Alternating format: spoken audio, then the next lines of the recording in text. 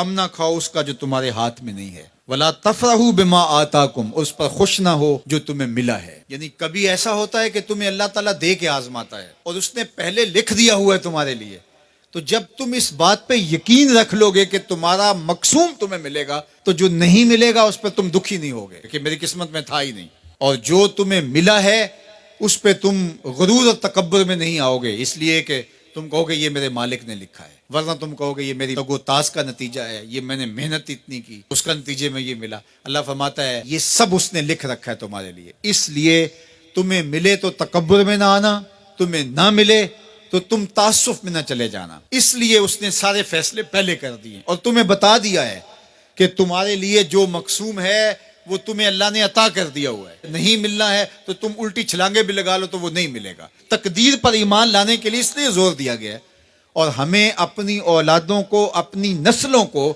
یہ چیز راسخ کرنی چاہیے کہ تقدیر پہ ایمان لائیں۔ اگر ہم اس میں کامیاب ہو جاتے ہیں تو وہ پریشان نہیں ہوں گے، دکھی نہیں ہوں گے، ٹینشن میں مبتلا نہیں ہوں گے۔ میں اپنی بات آپ کو 100 مرتبہ بتا چکا ہوں کہ میرے والد نے اس حوالے سے مجھے اتنا زور دیا، اتنی دفعہ کہا کہ اللہ نے تو جو کتوں کا لکھا ہے اس کو بھی ملتا ہے، تم تو پھر انسان ہو، اور جو قسمت میں لکھا ہے وہ مل کے رہے گا۔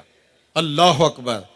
ہاں، ہمیں محنت کرنے کا کہا گیا، ہمیں تگ و تاز کرنے کا کہا، جد و جہد کا کہا گیا۔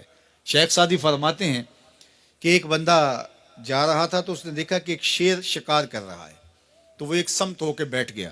ایک لومڑی تھی جس کے پاؤں بھی نہیں تھے، ہاتھ بھی نہیں تھے، تو دل میں سوچا کہ مالک تو اس کو کیسے رزق دیتا ہوگا۔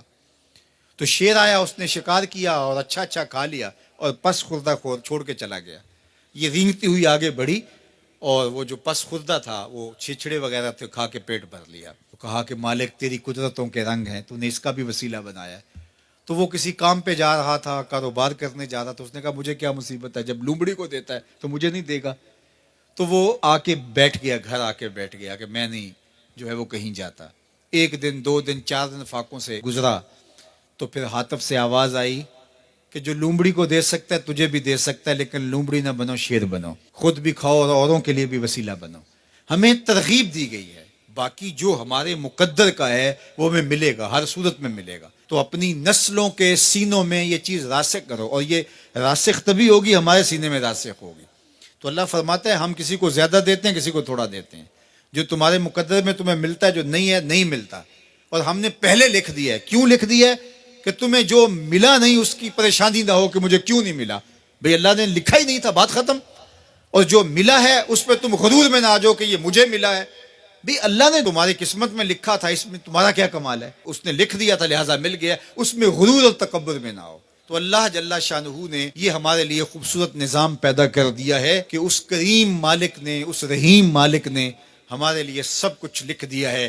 تو جو ملے اس پر اللہ کا شکر ہے، جو نہ ملے مالک تیری تقسیم ہے، اس پہ بھی راضی ہیں۔ مل گیا تو واہ واہ، نہ ملا تو پھر بھی واہ واہ، کوئی بات نہیں، مالک تیری کرم نوازی ہے، جس حال میں ہمیں رکھے اس حال میں ہم خوش ہیں۔ یہ اگر میرا اور آپ کا مزاج بن جاتا ہے تو زندگی سوکھی ہو جاتی ہے۔ تقدیر پر ایمان لانے کے ساتھ وہ انسان آسودہ ہو جاتا ہے۔